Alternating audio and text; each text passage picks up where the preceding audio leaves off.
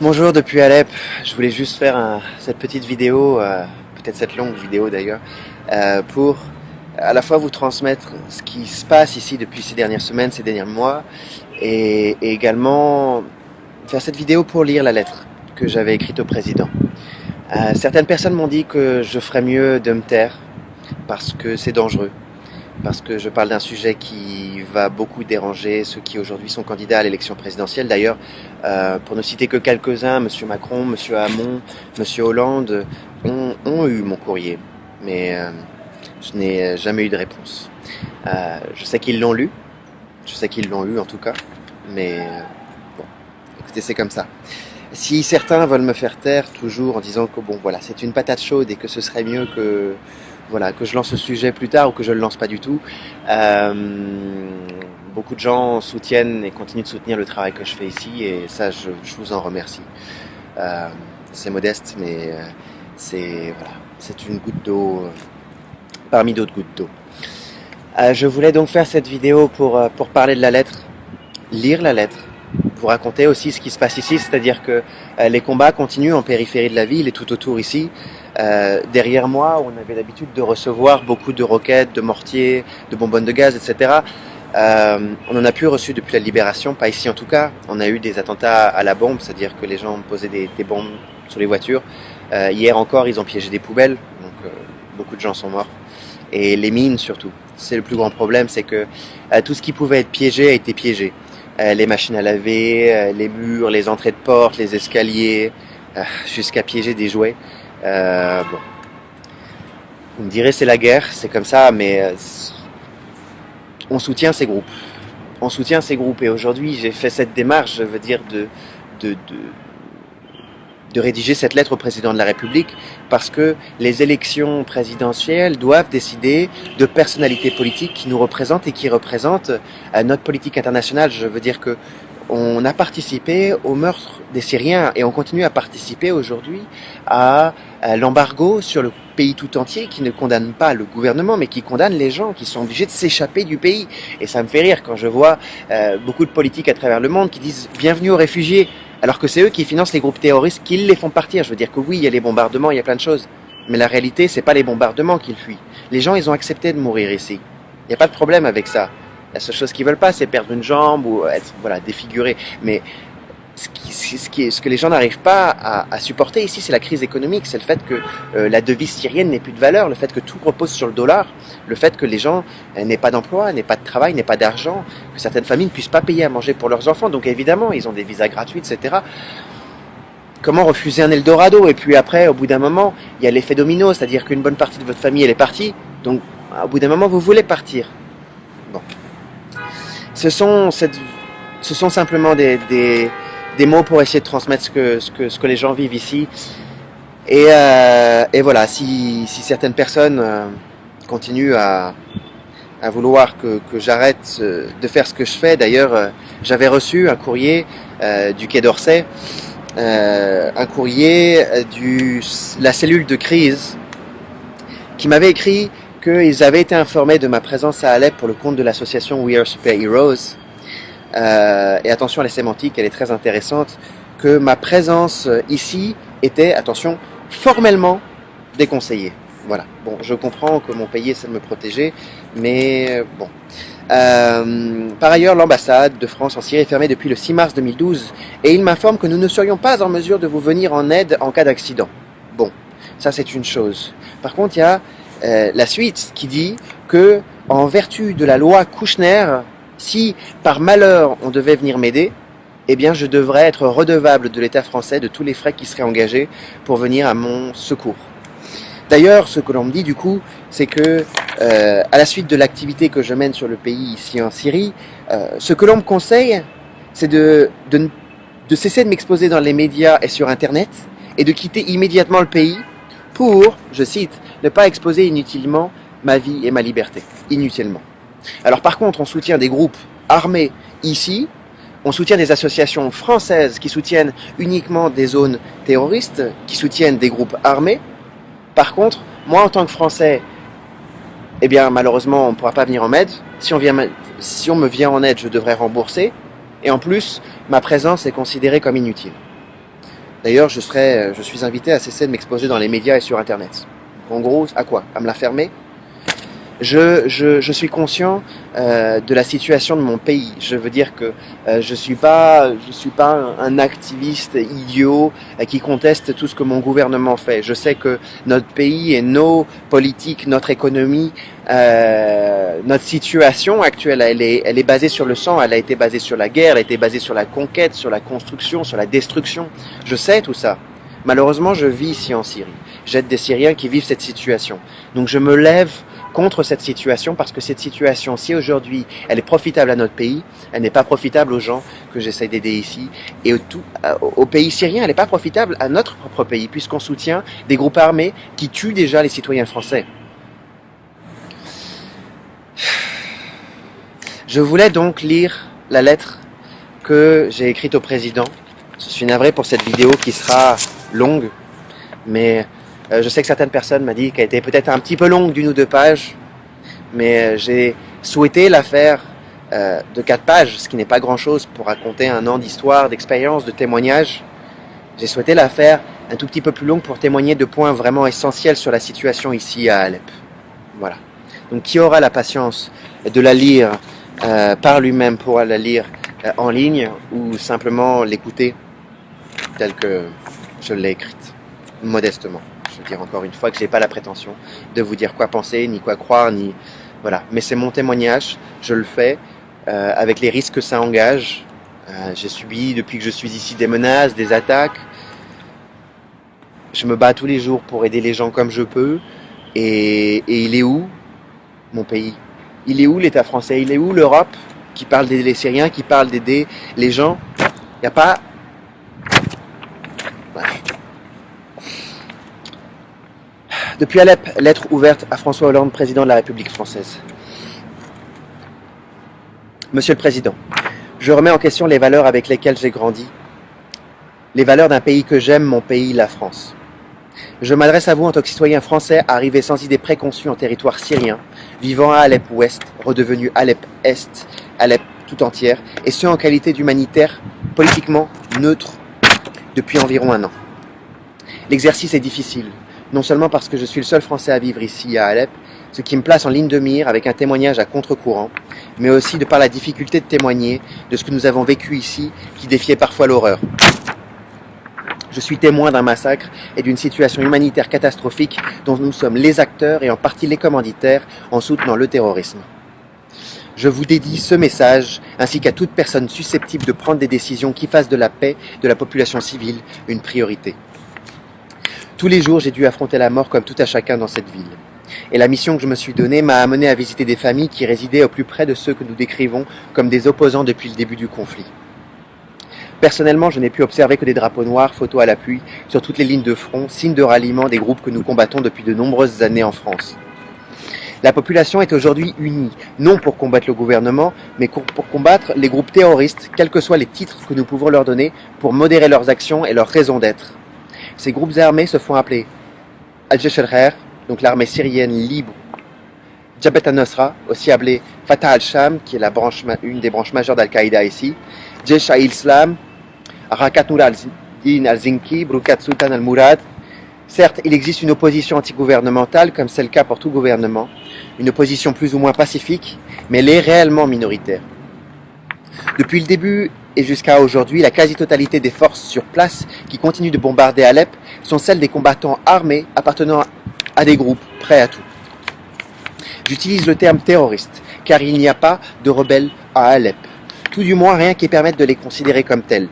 Il est irresponsable de continuer à jouer avec les mots en préférant les désigner ainsi en Syrie, alors qu'en France, nous les classons dans la liste des organisations terroristes. Les combattants ont été évacués avec leurs armes individuelles par accord avec le gouvernement et sont tous partis à Idlib, sinon en Turquie, qui est totalement uniquement occupée par divers groupes armés et leurs familles. Malheureusement, nombre d'entre eux sont revenus en bordure d'Alep et ont repris les bombardements sur les civils et les attaques civiles et les attaques suicides, ici comme partout en Syrie. Tout ce que j'avance, je suis à même de le documenter. Je m'y emploie tous les jours depuis des mois, en fonction de ce que la guerre me permet, en recueillant les témoignages de civils par vidéo et par écrit, indépendamment de leur religion, de leur statut politique, de leur opinion et en l'absence de militaires ou de membres de gouvernement. Des témoignages que je publie et transmets ponctuellement à une commission d'enquête des Nations Unies chargée d'étudier les attaques et crimes de l'opposition, tout en essayant de la mettre en contact avec les témoins.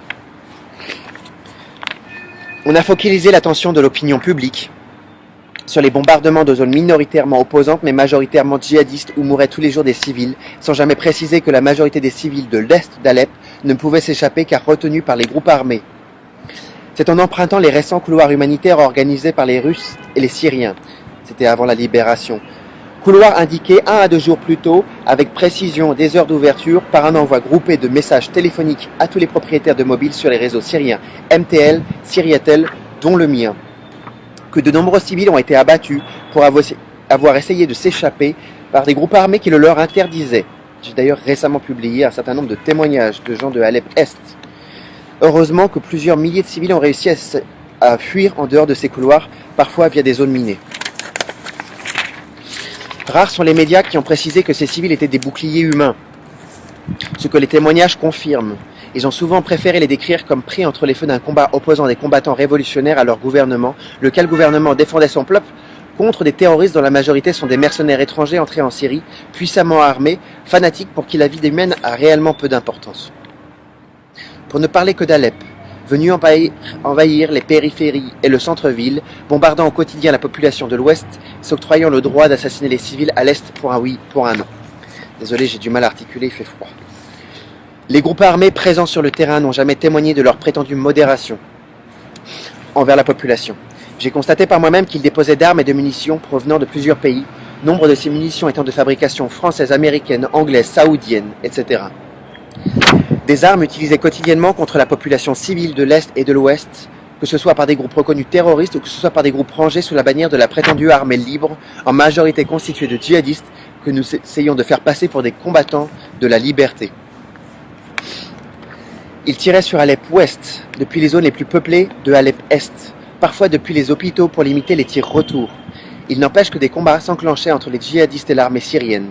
Je tiens mes témoignages de civils de l'Est, ayant survécu à ces combats et dont je m'occupe, comme d'autres organisations internationales présentes ici, et dont je publie les témoignages tous les jours. Alep Est comptait 120 000 personnes prises dans les combats, dont environ 15 à 20 000 combattants, correspondant aussi en grande partie à de nombreuses familles qui ont refusé d'abandonner leurs maisons de peur qu'elles ne soient occupées, détruites ou pillées. Il faut savoir qu'en Syrie, peu d'habitants sont locataires. Les gens louent, ils achètent leur maison. Et quand ils achètent leur maison, c'est quelque chose d'extrêmement important en valeur de patrimoine familial. Le point essentiel, c'est que nous avons occulté une réalité, celle de 1 300 000 Syriens de toutes les confessions vivant à l'ouest et essayant, malgré la mort omniprésente, de maintenir le fonctionnement de leurs institutions et d'envoyer leurs enfants à l'école ou à l'université. Nous les avons effacés dans un objectif politique du fait qu'ils vivaient dans une zone contrôlée par le gouvernement syrien. Ce faisant, nous avons occulté 10 fois la population de l'Est, et dans les 2 cas, nous l'avons fait au nom d'une minorité dont la cause n'engage qu'eux. Il n'y a pas un seul jour, nous n'avons pas été victimes des tirs de sniper, des attaques de mortiers, des bonbonnes de gaz, roquettes, des balles explosives, des vraies roquettes. Sur les rues, les habitations, les hôpitaux, les écoles. Il n'y a pas un seul jour où des dizaines de personnes ne sont pas mortes, ne sont pas évacuées dans un état critique vers les hôpitaux surpeuplés par les attaques continuelles. Alors qu'il n'y avait pas dans la ville, il n'y avait pas d'armée dans la ville, à part dans les checkpoints. Tous les armées et miliciens protégeant les lignes de front. Tous les jours, des adultes, des enfants, des familles ont été broyés par toutes sortes de projectiles. Et si je m'exprime comme un Syrien, c'est pour avoir été confronté à cette guerre au quotidien. J'ai la chance, aujourd'hui, d'être encore en vie. Étant secouriste, j'ai essayé de sauver des vies. Je n'ai pas toujours pu y arriver. Les gens avaient les jambes, les bras, les morceaux de corps arrachés, fondus, brûlés. Je n'ai pas les mots justes pour décrire ce que la population a vécu ici. C'est très dur à partager et c'est difficile parce que on ne savait pas si on allait rester en vie. J'ai continuellement été à la rencontre de civils déplacés à l'intérieur du pays. Leurs témoignages sont sans appel. À l'est d'Appel, la loi de la charia régnait à travers des tribunaux islamiques sommaires, constitués par des combattants et des cheikhs, s'autorisant en fonction des fatwas, qui sont des décrets religieux, d'emprisonner, de torturer, de marier des enfants et d'exécuter qui bon leur semblait. Après la libération d'Alep-Est, il s'est avéré que les djihadistes disposaient aussi d'un énorme stock de nourriture. J'ai vu des amoncellements de colis humanitaires pouvant suffire à un an de siège. Les familles témoignent de leur impossibilité d'en profiter et de la famine endurée du fait du siège de l'armée, c'est vrai, mais surtout du monopole des tarifs ou du troc prohibitif pratiqué par les groupes armés, allant jusqu'à 50 fois le prix normal. Ceux qui acceptaient de combattre de leur côté bénéficiaient d'un traitement de faveur. En revanche, comme me l'ont dit récemment certains de leurs sympathisants restés à l'Est, nous n'aimons pas ce gouvernement, mais si quelqu'un les critique, les combattants de l'armée libre ou d'autres groupes, ils les tuent. Elle est où la liberté ? Infrastructures, hôpitaux, écoles étaient partiellement utilisés par ces groupes comme quartiers généraux qui leur servaient aussi de prison, d'entrepôt pour les armes. Dans une de ces écoles, j'ai pu constater qu'ils fabriquaient des armes chimiques avec des produits importés de différents pays. Et ces derniers mois, suite au pire des combats, j'ai assisté à l'arrivée de blessés à la chlorine dont la peau brûlait littéralement. À l'Est, les hôpitaux soignaient principalement les combattants et leurs familles, ou ceux qui pouvaient payer. Là aussi, après la libération d'Alep, j'ai constaté par moi-même des tonnes de médicaments et des hôpitaux qui restaient encore pourtant fonctionnels pour une zone de guerre, malgré leur façade et certaines zones partiellement atteintes, cela qui avait été annoncé plusieurs fois entièrement détruit. France Inter a encore annoncé hier que le dernier hôpital d'Alep avait été totalement détruit. Les casques blancs, qui ont reçu un Oscar il y a quelques jours, que le gouvernement français a financé entre autres et que nous avons reçu à l'Elysée et dont j'ai découvert un grand nombre de documents ici qui lient des contractants privés avec le gouvernement américain, le gouvernement allemand. Pour un grand nombre d'entre eux, sont secouristes le jour et terroristes la nuit. Et vice-versa, ils ont prêté allégeance à Jabhat al-Nusra, Al-Qaïda, comme le prouvent les documents retrouvés après leur départ et comme en témoignent les habitants. La majorité de leurs équipes portaient d'abord secours aux combattants, puis éventuellement aux civils. La particularité étant que chaque équipe avait un caméraman et qu'ils aidaient ces derniers tant que la caméra tournait. Je précise quand même entre les lignes que évidemment que dans ces groupes il y a des gens bien, qu'il y a des gens qui étaient de vrais secouristes et qui ont vraiment porté secours. Mais la majorité étaient des terroristes recyclés au quotidien. Beaucoup de civils m'ont dit que de nombreuses personnes sont restées dans les décombres sans aide car ils refusaient de s'y rendre.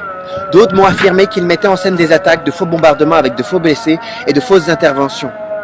Notre gouvernement finance également des associations comme Syria Charity, porteuse du drapeau à 3 étoiles, laquelle s'appelait initialement Ligue pour une Syrie libre, appellation qui figure toujours dans ses comptes rendus, bien qu'apportant une aide humanitaire, une association qui a dépassé la ligne rouge en participant à une guerre d'opinion pour justifier le renversement du gouvernement en cachant la réalité du terrain, leur proximité avec les groupes armés, leur présence aussi soigneusement effacée de toutes les vidéos, et apportant un soutien médical constant aux forces djihadistes.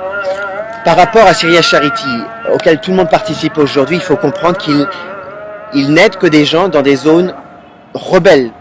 Il n'aide pas les gens en Syrie. Il n'aide pas les gens en Syrie. Je veux dire que plus de 90% de la population vit dans les zones gouvernementales. Il n'aide que les gens sur des zones qui sont des zones terroristes et ont des liens qui sont vérifiables et que je peux prouver avec les organisations terroristes. C'est leur problème. Je veux dire que, mais il y a un moment, quand j'ai vu tout ce qui s'est passé jusqu'à maintenant avec Syria Charity, c'est pas possible de ne pas condamner ce qu'ils ont fait jusqu'à maintenant, même s'ils apportent une aide à des gens qui sont aussi coincés dans la guerre. Je peux pas contester ça. Ils apportent une aide, mais de nombreuses associations et organisations humanitaires françaises et internationales en zone rebelle ont fait plus de mal que de bien en instrumentalisant la souffrance de la population, en manipulant l'opinion au nom d'une cause et de donations orientées. Vous verrez rarement des vidéos qui ne sont pas des enfants en train de pleurer, blessés ou des gens morts. Elles ont aussi pris la population civile en otage, permettant à cette guerre de continuer en la légitimant de manière malhonnête, permettant au combat de perdurer, à la mort de rester un quotidien. Les gens veulent la paix. Nous avons d'ailleurs placé quelques heures le drapeau syrien à 3 étoiles à l'Elysée, le temps de recevoir le faux maire d'Alep avec les honneurs, homme qui n'est pas d'Alep, homme qui n'a jamais été élu par le peuple syrien, qui ne vient pas d'Alep, mais reconnu et élu par les leaders de groupes djihadistes, ainsi que quelques partisans et surtout groupes étrangers. Ce drapeau n'a plus de sens de la liberté en Syrie. Il faut savoir que ce drapeau était le drapeau à 3 étoiles à la fin du mandat français ici en Syrie. Il est un symbole de mort au quotidien. Il est désormais associé à l'ASL, à l'Armée libre, un conglomérat de groupes djihadistes, majoritairement djihadistes, au plus proche de Al-Qaïda, qui ne prône la démocratie que devant les médias que nous soutenons. Nous ne devons surtout pas confondre le mouvement citoyen en 2011 et ceux qui se sont servis ici et partout dans le monde pour créer cette guerre. Oui, beaucoup de gens sont morts. Aucune guerre n'est juste, aucune.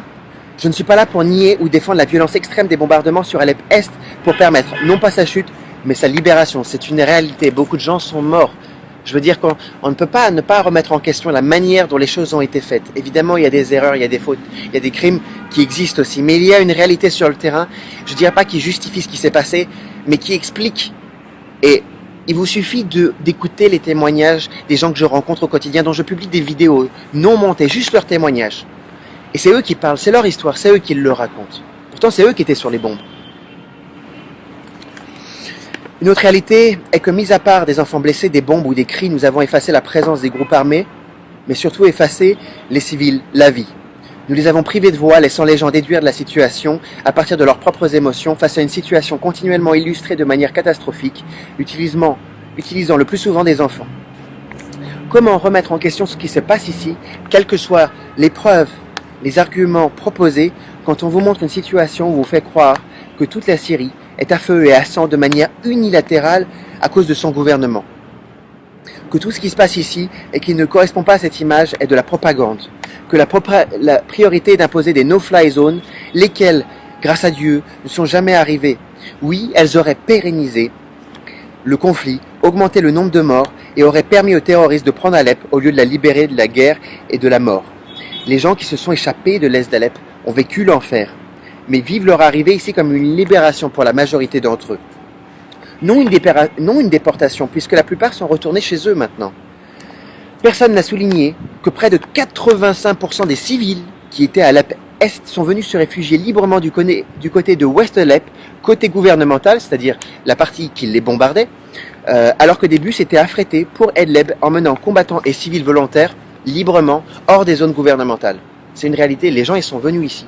Ils ont choisi de venir ici. Ils se sont échappés par des zones où il y avait des mines. Ils se sont échappés en bravant les snipers. Pourquoi ils sont venus s'échapper ici alors que c'est ce gouvernement qui les bombarde? Expliquez-moi. La légitimité ainsi accordée aux djihadistes et à leur cause par les médias et les soutiens extérieurs leur a permis des avancées critiques autour de la ville, forçant des centaines de milliers de personnes à abandonner leur maison.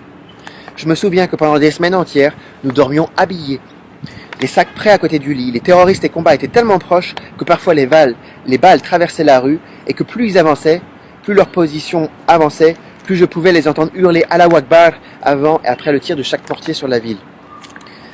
Quels que soient les pays où ils ont été utilisés, les vidéos et contenus créés par les djihadistes et partisans, parfois montés de toutes pièces, ont été diffusés en prime time par nos médias. J'ai récemment illustré ce fameux Ismaël par le quotidien qui fait partie, sinon qui est très proche du groupe de Noureddin al-Zinki et de Jeshilrer, et qui porte un fusil sniper et qui apparaît à côté de ceux qui ont coupé la tête du jeune Palestinien ici. J'ai publié les photos, ce qui n'a pas plu au quotidien. Instrumentaliser la mort et la souffrance des gens vivant au milieu des combats, l'amour et la compassion de ceux qui regardaient ces images.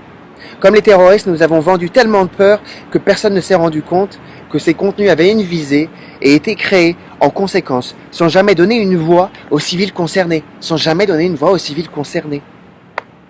Sinon à des partisans ou à des combattants, je précise que les civils pouvaient difficilement s'offrir du pain, alors une caméra et surtout un réseau Internet 3G, c'était le bout du monde, coûtant l'équivalent de 5 kilos de viande, même beaucoup plus parfois, dans certains quartiers.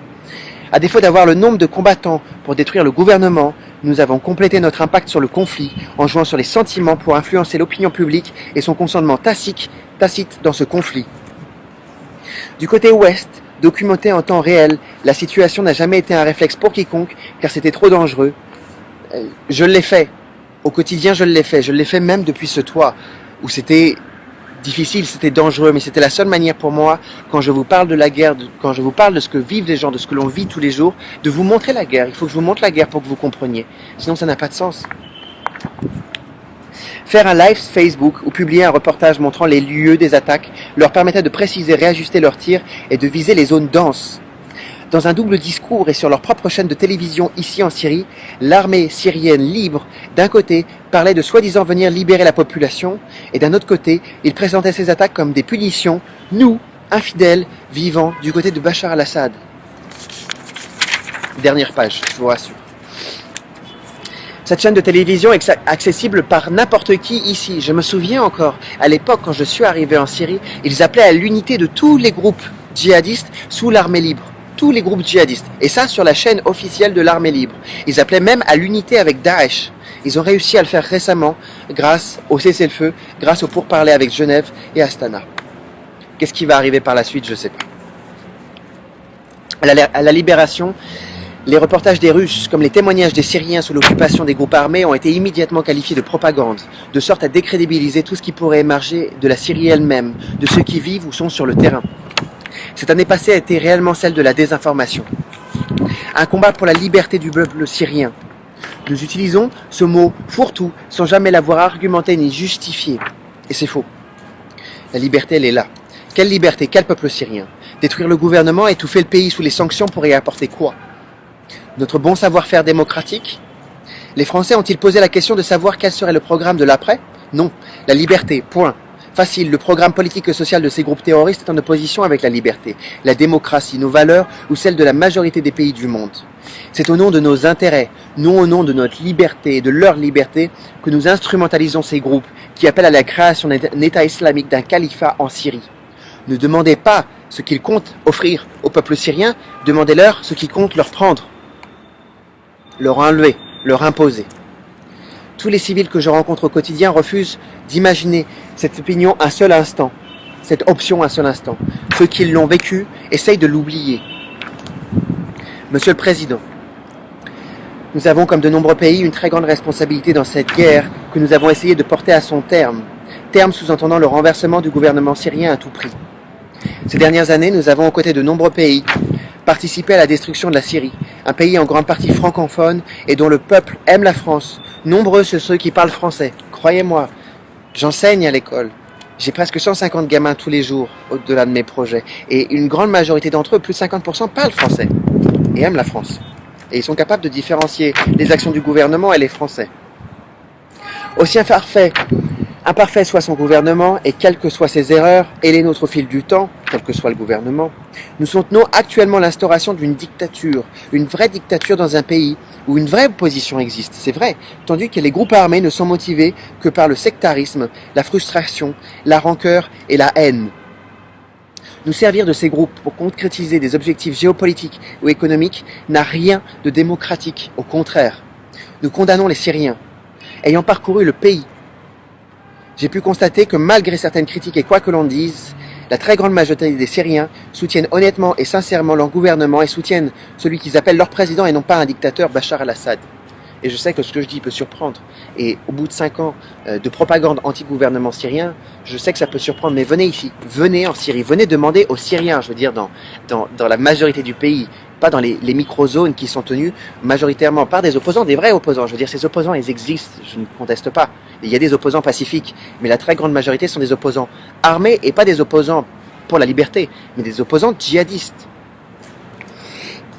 Je conçois ce message comme un devoir. Je suis humanitaire et j'ai créé ma propre association non politique, non religieuse, que j'autofinance jusqu'ici. Et j'ai fait ça dans de très nombreux pays jusque-là. J'ai pas fait ça qu'en Syrie. Je suis pas arrivé ici comme une fleur pour défendre le gouvernement syrien. Je suis venu ici pour aider les gens. Je vis en zone de guerre et j'en paye le prix. J'ai pris les risques nécessaires pour aider modestement les civils. Transmettre la réalité ici me vaut les attaques de médias mainstream, qui m'ont d'ailleurs désigné comme une cible, auprès de groupes terroristes, du groupe rebelle, ce qui est un crime. Je veux dire, je suis un citoyen français et je vis ici. C'est me mettre en danger. J'ai reçu des menaces. Enfin bref. Des attaques de médias mainstream et de leurs partisans qui essayent de me faire taire, allant jusqu'à me désigner comme une cible. Je prends plus de risques encore en prenant la responsabilité d'écrire cette lettre, dont je saisis le poids et la responsabilité pour dénoncer une situation que j'ai observée tous les jours en poussant plus loin mon investigation. Je n'ai rien à gagner ni aucun intérêt personnel. Et ça, c'est une vraie réalité. Je prends ces risques depuis de nombreux mois, depuis plus d'1 an maintenant, pour combattre le terrorisme en transmettant la vérité, la réalité de ce que vivent les Syriens ici, de ce qu'ils témoignent en dénonçant les groupes terroristes et la manipulation médiatique arrachant tous les jours la vie des gens. J'aurais pu mourir, je suis en vie ici, aujourd'hui, et croyez-moi, et les gens qui vivent ici veulent la paix, ils veulent vivre. Et je considère que cette lettre est importante. Et je considère que c'est important qu'aujourd'hui, vous donniez une réponse à l'action que nous allons mener sur le territoire syrien par la suite. Vous, Monsieur le Président, et surtout les candidats à l'élection présidentielle qui, jusqu'à maintenant, ont fait la sourde oreille. Demandons au peuple syrien ce qu'il souhaite pour son pays, au lieu de parler en son nom. C'est aussi un principe de démocratie. Arrêtons de lui voler sa voix, ses libertés, son présent, son futur. C'est le peuple syrien qui doit décider de son avenir et non à nous de décider pour eux. C'est une forme de dictature encore plus terrible que notre illégitime ingérence jusque-là. La démocratie, elle commence par soi-même. Au-delà de notre responsabilité à l'égard des Syriens, il serait d'ailleurs temps de consulter le peuple français sur sa volonté d'implication dans ce conflit, vu le danger que ça représente pour leur sécurité présente et future. J'appelle ma France, le pays que j'aime et dans lequel j'ai grandi, à cesser de condamner la population par intérim et d'encourager les groupes terroristes qui frappent déjà nos familles, nos enfants, nos citoyens, et quels que soient les intérêts économiques et géopolitiques en jeu pour le bien de notre pays. Nous ne pouvons pas prendre le parti ni soutenir des groupes armés qui mènent une révolution pour retourner à l'âge de l'obscurantisme. Monsieur le Président, à qui de droit ou de cœur, je lance un appel et je conjure la France, dont les valeurs avec lesquelles j'ai grandi me poussent à persévérer dans mon action quotidienne ici, de lever les sanctions, de cesser de participer à ces sanctions contre la Syrie, qui pénalise avant tout la population et non le gouvernement, de trouver des solutions diplomatiques alternatives à cette guerre en faveur de la population, de la paix, autant pour le peuple syrien que pour le peuple français, qui risque de subir le retour de flamme de nos engagements en faveur de groupes qui sèment la terreur et dont les ambitions sont clairement internationales et non seulement locales ici en Syrie. Nos citoyens français qui sont morts cette dernière année en France appartiennent au même groupe qui tue les gens ici. Et nous les soutenons ici. En vous souhaitant, Monsieur le Président, beaucoup de courage ainsi qu'à celui qui vous succédera, je vous prie de croire en l'expression de mes meilleurs sentiments. J'ai écrit cette lettre pour transmettre un message. Peut-être qu'elle n'aura pas d'impact, peut-être que personne ne l'écoutera, peut-être que tout le monde s'en fiche, je sais pas. En attendant, je continue à aller dans des endroits où on reçoit des roquettes, des mortiers. J'ai été blessé, mes amis ont été blessés. Des gens avec qui je travaillais sont morts. Des enfants qui étaient autour de moi sont morts. Donc je continue pour le moment à faire ça parce que je crois en ce que je fais, je crois, et j'aime les gens qui vivent ici.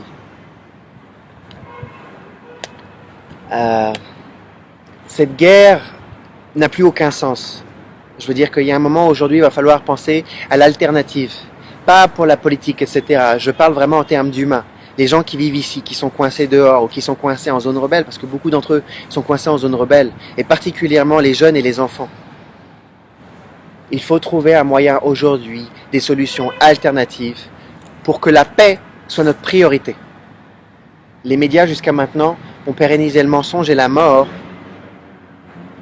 J'espère que à partir de demain, ceux qui se présentent à l'élection présidentielle, qui se prétendent être les futurs représentants du peuple, nous représentent pour la paix et non pas pour le mensonge. Et j'espère qu'ils accepteront de donner un écho à ce message en tant que citoyen français et en tant que quelqu'un qui aujourd'hui vit sur le terrain et qui vous partage ce message. Voilà. Merci et à bientôt.